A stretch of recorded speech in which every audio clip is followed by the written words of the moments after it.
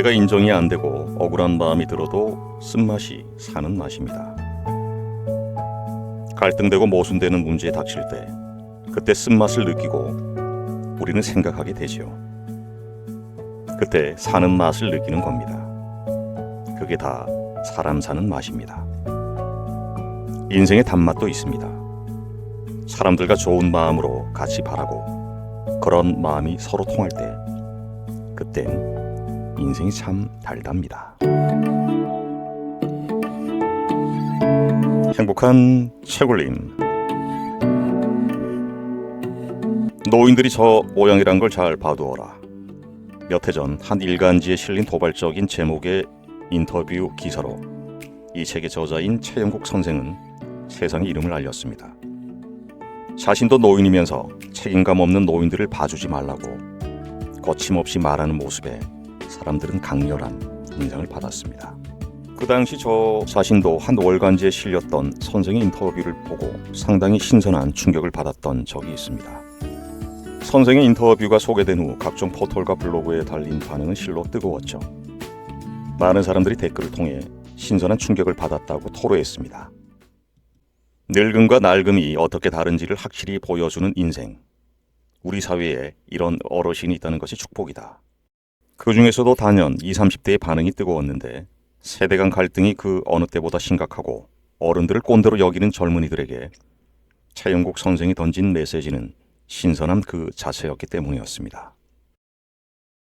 그가 몸으로 직접 겪고 증명한 삶에서 우러나온 조언은 제대로 된 어른을 만나고 싶어하는 청년들의 갈증을 해소시켜 주었습니다. 선생은 1935년 사업가 최기엽 선생의 아들로 태어났습니다. 서울대 철학과를 졸업하고 KBS 공채 1기 연출직에 입사를 했습니다. 그러나 방송 일이 자신의 신념과 맞지 않다는 것을 깨닫고 그만둔 후 아버지의 탄강 운영을 돕게 됩니다. 그 뒤로 사업은 승승장구. 한때 개인 소득세 납부액이 전국 2위를 기록할 정도로 거부가 되었습니다. 그러나 1973년 홀연히 직원들에게 재산을 모두 분배하고 사업을 정리했습니다. 돈 쓰는 재미보다 몇천 배 강한 돈 버는 재미에 빠져 돈 버는 것이 그 권력이 명예가 신앙이 되어버리기 전에 그만둬야겠다고 생각한 것이었습니다. 안타깝게도 2021년도에 선생은 세상을 떠나셨습니다. 이 책은 최영국 선생의 이야기를 정운영 작가가 기록을 하였습니다. 쓴맛조차도 사는 맛이라고 하는 선생의 이야기를 함께 살펴보도록 하겠습니다. 오늘도 책을 통해서 여러분들 내면에 행복이 가득 울려 퍼지기를 바라겠습니다. 쓴맛이 사는 맛이라니. 선생의 인터뷰 내용 중 세인들에게 가장 인상적이었던 부분은 쓴맛이 사는 맛이라고 표현한 대목이 아닐까 싶다. 일반적으로 사람은 쓴맛보다 단맛을 좋아한다. 또 삶의 궁극은 그 대상이 무엇이든 달콤함을 추구하는 데 있다. 당장은 고생을 하지만 이 고생을 잘 견디면 언젠간 달콤한 삶이 열릴 것이라는 기대와 희망 속에서 살아가는 게 사람들이다. 물론 그런 기대와 희망이 전부 다 이루어지는 것은 아니다. 사람들은 필연적으로 인생에서 쓴맛을 볼 수밖에 없다. 따라서 쓴맛도 인생의 일부이며 쓴맛을 봐야 인생의 참맛을 안다는 명제가 성립된다. 선생이 이사장으로 있는 효암학원에는 개운중학교와 효암고등학교가 있다. 그중 효암고 정문 왼편에 대형 비석 하나가 가로로 서 있다. 원래는 교명을 새기려고 했는데 한쪽 기퉁이가 깨지는 바람에 할 수 없이 지금의 용도로 쓰고 있다 한다. 바로 이 비석에 쓴맛이 사는 맛이라는 글귀가 새겨져 있다. 평소 이 글귀를 눈여겨본 사람이 몇이나 될까 궁금했다. 흔하다면 흔한 표현이고 철학적이라면 또 철학적인 표현이다. 쓴맛이 사는 맛이라니 비관론이 아니냐는 질문에 선생은 오히려 적극적인 긍정론이라며 반박한다. 쓴맛조차도 사는 맛이며 오히려 인생이 쓸 때 삶은 깊어진다면서 말이다. 그게 다 사람 사는 맛이란다. 그러자 인터뷰어가 그럼 비문의 쓴맛이 사는 맛이다 이렇게 새기면 어떻겠냐고 물으니까 거기에는 손사래를 친다. 그렇게만 하면 나더러 위선자라고 할 테니 뒤에 그래도 단맛이 달더라 하고 덧붙이는 게 좋겠다는 것이다. 선생이 염치를 알게 하는 말이다. 뭔가 있어 보이기 위해 고상한 척하는 것은 선생과 생리적으로 어울리지 않는다. 실제로 선생은 쓴맛을 좋아한다. 술집에서 소주가 나오면 을에 커피 가루를 찾아 그걸 소주에 타 마신다. 아스파탐의 단맛이 싫어 커피를 섞어 마신다는 설명이다. 소주의 단맛은 죽이고 싶도록 싫다고 한다. 그래서 커피가 없으면 레몬 껍질을 얻어서 넣기도 한다. 선생은 80인생에서 언제 쓴맛을 보았을까? 부친이 중국 땅으로 훌쩍 떠난 후 어린 시절을 어렵게 보내고 친형의 돌연한 죽음으로 정신적 충격을 겪기도 하고 국내 굴지의 탄광 산업을 하면서도 이런저런 일로 골머리를 앓았으니 인생 내내 단맛보다는 쓴맛이 더 컸을지 모르겠다. 하지만 역설적이게도 그런 쓴맛을 본 사람이야말로 단맛을 얘기할 수 있는 법이다. 그렇다면 선생이 말하는 인생의 단맛이란 무엇일까? 호의호식이나 높은 벼슬자리, 부귀영화, 전혀 아니다. 선생 사전에 이런 단어는 없다. 선생이 말하는 인생의 단맛은 바로 사람이다. 그 중에서도 좋은 사람. 선생은 사람들과 좋은 마음으로 같이 바라고 그런 마음이 서로 통할 때 그땐 참 달다고 했다. 예나 지금이나 선생은 사람을 좋아한다. 양산서 며칠 만에 한 번 서울에 올라오면 사람 만나는 게 주요 일정이다. 보고 싶은 사람은 멀리까지 찾아가서 만나기도 한다. 그래서 선생 주변에는 좋은 사람들이 참 많다. 인복은 타고난 모양이다. 임재경 선생이 사람 좋아하는 선생에 대해 이야기를 지면에서 밝힌 적이 있다. 그는 마음에 맞는 친구들에게 밥과 술을 사주며 헤어질 때 차비를 쥐어주는데 그에 그치지 않고 새빵살이를 하는 친구들에게는 조그마한 집을 한 채씩 사주는 파격의 인간이다. 모두 어려운 시절의 미담이므로 나는 주저하지 않고 최영국의 도움으로 내 집을 마련한 언론 종사자 넷의 이름을 들겠다. 항명걸, 이계익, 한남철, 이종구가 곧 그들이다. 여기서 이름을 밝히지는 않겠으나 흥국 탄광에서 일했던 친구들 중 집 장만하는데 최영국의 신세를 진 사람은 숫자가 훨씬 여럿이다. 돈이 신앙이 된 세상. 물질 만능인 요즘 세태에 돈은 최고의 가치가 돼버렸다. 사람이 돈 때문에 살고 또 돈이면 뭐든 다 할 수 있다 해도 과언이 아니다. 가히 황금 만능 시대라 할 만하다. 그런데 선생은 돈에 대해 다른 생각을 가지고 있었다. 달라도 많이 달랐다. 다소 경멸조였다. 사업을 해보니 돈 버는 건 정말 위험한 일이란다. 사람들은 잘 모르지만 돈 쓰는 재미보다 몇천 배 강한 게 돈 버는 재미고 돈 버는 일을 하다 보면 어떻게 하면 돈을 더 벌지 그걸 자꾸 보게 된단다. 그 매력이 어찌나 강한지 아무도 거기서 빠져나올 수가 없다고 한다. 어떤 이유로든 사업을 하게 되면 정이든 삶의 목적이든 이런 것은 다 부수적이 되고 돈 그 자체만 남게 된다고 말한다. 얼핏 들으면 사업가 시절에 큰돈 벌어본 자의 오만 같기도 하다. 하지만 생각해보면 소위 기업가라는 사람들에게서 여태 이런 말을 들어본 적이 없다. 그저 나쁜 짓 안 하고 많이 벌어서 좋은 데 쓰면 그게 미덕이라고 여겼다. 경위에 어떻든 망한 기업에 대해서는 기업주가 무능한 탓이라며 비하했고 규모와 수익을 키운 기업에 대해서는 기업주가 유능한 결과라며 칭송했다. 그런데 선생은 그게 아니라고 단호히 말한다.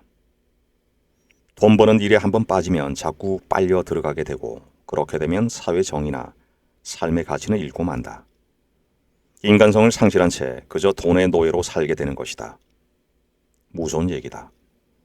그런데 과연 여기에 주목하는 기업인이 몇이나 될까? 그들은 선생이 이런 얘기에 신경이나 쓸지 모르겠다. 어떻게 하면 돈을 더 벌고 세금은 적게 낼 수 있을지 고민하는 데만도 시간이 부족할 것이다. 선생은 나아가 돈벌이가 중독을 넘어 신앙이 돼버렸다고 지적한다. 중독이라면 그게 나쁜 것이라고 의식이라도 하지만 신앙이 되어버리면 비판력을 잃어 맹목적으로 추구하게 된다. 돈벌이가 신앙이 되면 권력과 명예도 신앙이 된다. 곰곰이 생각해보면 맞는 얘기다. 돈벌이라고 하면 지식이나 육체는 물론 영혼마저 사정없이 내다파는 세상이 되었다. 돈 앞에 신념과 지조를 판 지식인들이 얼마나 많은가. 굳이 여기에 언급하지 않더라도 우리는 매일 그러한 사람들의 면면을 보며 살아간다. 그러면서 학교에서는 어린 학생들에게 인성이 중요하다며 정직하게 살라고 가르친다. 개중에는 기업을 키우고 큰 돈을 벌어 좋은 일에 쓰겠다고 말하는 사람들이 있는데 과연 실천 가능할까? 선생은 잘라 말한다. 그거 전부 거짓말이다. 꼭 돈을 벌어야 좋은 일 하나. 그건 핑계지. 돈을 가지려면 그걸 가지기 위해 그만큼 한 짓이 있다.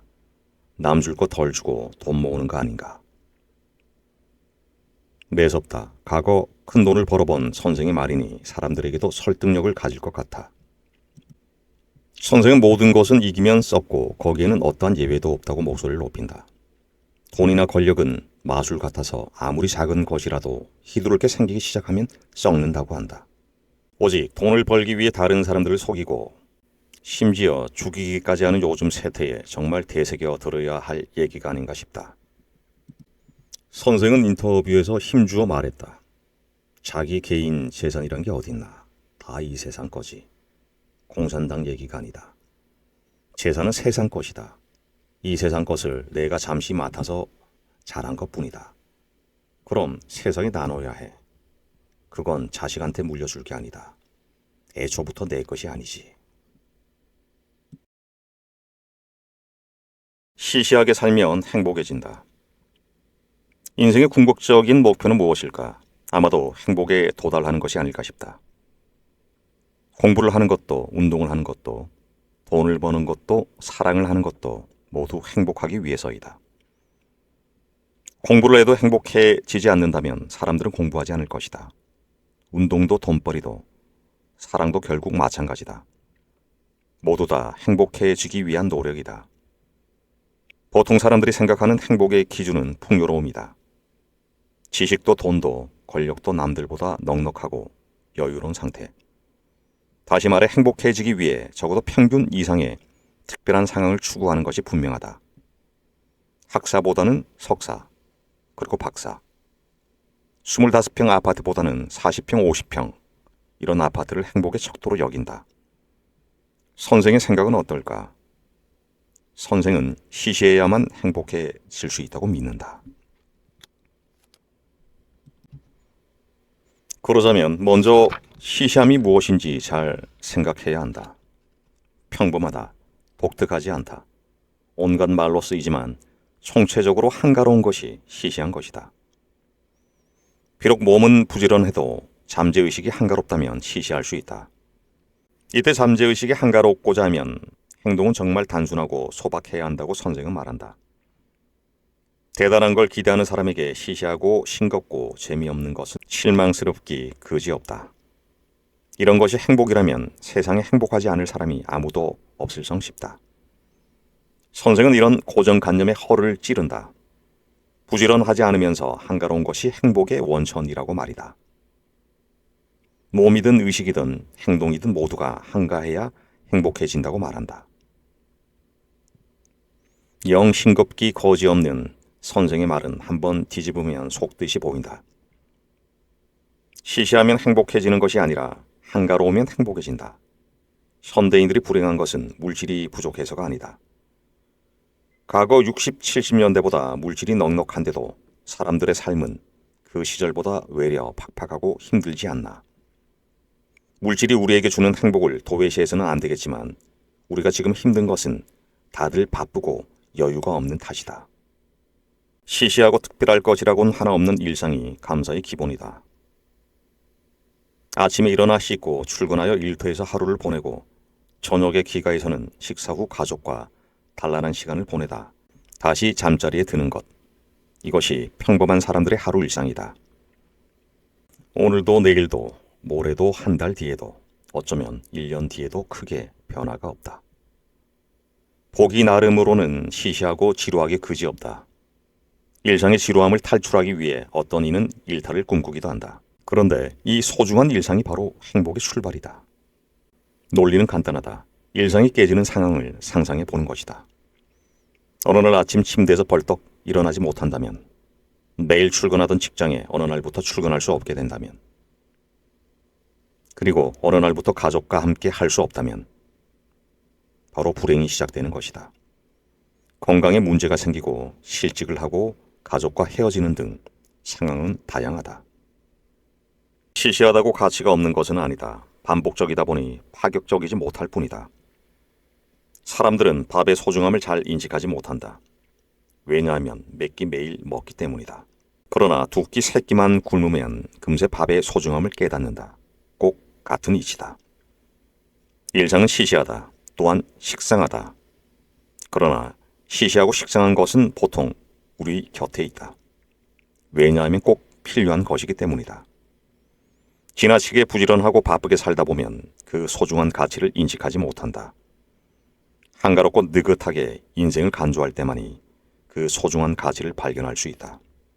행복은 그렇게 늘 우리 가까이에 맴돌고 있다. 선생은 우리에게 이렇게 권한다.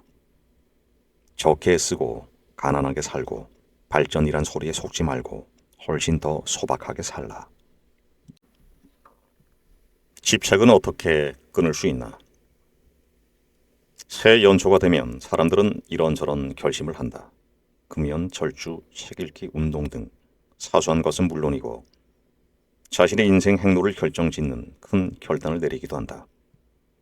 그런데 이런 새해 결심은 잘 지켜지지 않는 것이 보통이다. 특별한 동기나 필요에 의해서가 아니라 단순히 해가 바뀌는 시점을 결심의 계기로 삼기 때문이다. 마음 먹고 3일도 못 간다는 작심 3일이란 말도 여기서 생겨났을 게다. 결심은 뭔가 새로운 마음의 결의를 다진다는 의미일 때 바람직하다. 결심이 과도하면 마음의 짐이 된다. 그 짐은 때로 자기 강박으로 인해 병이 되기도 한다. 그런 병 가운데 하나가 바로 집착이다. 돈에 대한 집착, 사랑에 대한 집착, 성공에 대한 집착, 자유로움, 자식에 대한 집착 등 현대인들은 참으로 다양한 집착을 가지고 살아간다. 말이 집착이지 실제로는 마음의 병에 다다른 경우가 많다. 집착은 어떻게 하면 끊을 수 있을까? 집착은 그 자체로는 절대 끊을 수 없다. 집착하지 말라는 말은 거짓에 불과하다. 끊을 수 있으면 그건 집착이 아니다. 가령 흡연자가 담배를 끊는다고 가정해보자. 금연에 성공하고자 한다면 결심을 할 것이 아니라 지금 손에 든 이 담배부터 피우지 말고 다음에 피우자 생각하면 된다. 그리고는 죽음 다음에 피우겠다고 다짐하면 담배 피우고 싶은 생각을 속이면 된다. 금연에 성공하려면 결심을 할 것이 아니라 지금 손에 든 이 담배부터 피우지 말고 다음에 피우자 생각하면 된다. 그러고는 죽음 다음에 피우겠다고 다짐하며 담배 피우고 싶은 생각을 속이면 된다. 집착을 끊고자 한다면 집착하는 그 마음을 속여야 한다. 다시 말해 무엇에 집착하지 않겠다는 마음부터 없애야 한다. 말하지 말라고 하면 오히려 더 말하고 싶을 때가 있다. 의도하지 않은 유혹이다. 마찬가지로 뭘 떨치려고 하면 더 생각날 때가 있다. 의도하지 않은 몰입이다. 집착을 끊는 방법으로 되게 강한 자기 암시를 하는데 이렇게 하면 집착은 더 강화된다. 이때 필요한 것은 이완과 망각이다. 담배를 끊어야 하겠다는 강박관념에 사다 놓은 담배를 자르고 라이터를 부술 일이 아니라 담배를 아예 잊어버리는 것이다. 고통스러운 기억을 잊고자 한다면 그 기억에서 탈출하기보다 탈출해야 한다는 마음 자세부터 버리는 것이 중요하다. 잊으려는 노력 자체를 하지 않는 것이다. 망각은 신이 준 선물이지만 강박관념이 있으면 작동하지 않기도 한다. 결국 기억이나 망각조차도 자유롭게 놓아줄 때 비로소 자유로워진다. 어쩌면 기억과 망각을 갖고 있다는 생각 자체를 속이는 것이야말로 집착으로부터 진정 탈출하는 것일지 모른다. 어떤 청년이 최근 담배를 끊었다. 그래도 호주머니에 라이터를 갖고 다니다가 간혹 담배 생각이 절실하면 친구들에게 한 번씩 얻어 피운다고 한다. 담배를 완전히 멀리하지는 않지만 그렇다고 상습적으로 피우지는 않는다고 한다. 일단 담배에 대한 관심을 이완시킨 것이다. 여기에 담배에 대한 망각의 지점으로 자신을 이격시켰다고 한다. 담배와 담을 쌓은 게 아니라 느긋한 자세로 차차 담배를 잇는 것이다. 그 무엇과 척을 지게 되면 그만큼 반작용도 큰 법이다. 청년은 별다른 후유증 없이 곧 완전 금연에 성공했다고 한다. 묻고 배우고 깨우치는 삶. 삶이란 무엇일까? 삶의 본질은 또 무엇일까? 삶은 과연 살만한 가치가 있을까? 선인들은 이러한 질문을 던져왔고 현세를 사는 사람들 역시 이러한 원초적 질문을 끊임없이 던진다. 푸시킨은 삶이라는 시에서 삶이 그들을 속일지라도 슬퍼하거나 노하지 말라고 했다. 선생에게 삶이란 무엇인가라는 질문을 던져보았다. 짧고도 명쾌하게 답을 내줬다. 삶이란 끊임없이 묻고 배우고 깨우치는 과정이다. 처음엔 누구도 삶을 알 수 없다. 그저 그렇게 사는 것이 삶이다. 삶이란 삶을 사랑할 줄 알게 되는 과정이다. 다만 그저 아는 게 아니다. 수많은 갈등과 반복, 그 과정에서 피 터지게 싸운 결과 우리는 삶을 사랑하게 된다. 삶이 때로 공허하고 저주스러운 것은 그만큼 사랑할 가치가 있다는 반증이 된다. 삶을 사랑할 줄 알게 되면 이제 운이 트인다. 단맛이든 쓴맛이든 삶은 사랑할 만한 가치가 있다. 행복도 마찬가지다. 끊임없이 실패를 연속하는 것이야말로 행복으로 가는 과정이다.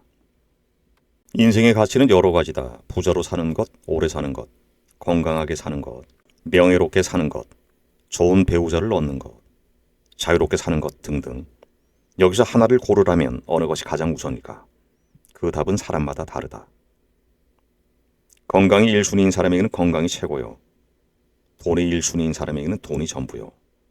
자유를 갈구하는 사람에게는 자유로운 삶이 최우선이다. 선생의 1순위는 무엇일까? 바로 살아 있습니다. 내가 살아 존재하고 있습니다. 그 무엇도 이에 앞서는 것은 없다. 사람들은 그걸 잘 모르고 산다. 내가 살아있지 않고서야 무엇 소용이 있나? 그 다음은 내가 어떻게 살아있느냐다. 삶이란 목표를 정해 긍정적으로 여기고 살아갈 때 그 존재 가치가 있는 법이다. 지조나 절개를 지키기 위해 목숨을 버리는 지사도 겉으로는 삶을 버리는 것이지만 실상은 삶을 긍정적으로 표현한 것이다. 극단적 형태로 나타났을 뿐 시대 상황이 불가피하여 목숨을 버린 것이지 그는 결코 죽은 것이 아니다. 그들은 한 번 죽어 천년을 산다. 따지고 보면 더 오래 사는 법이다. 네, 책 내용은 여기까지 한번 살펴봤고요.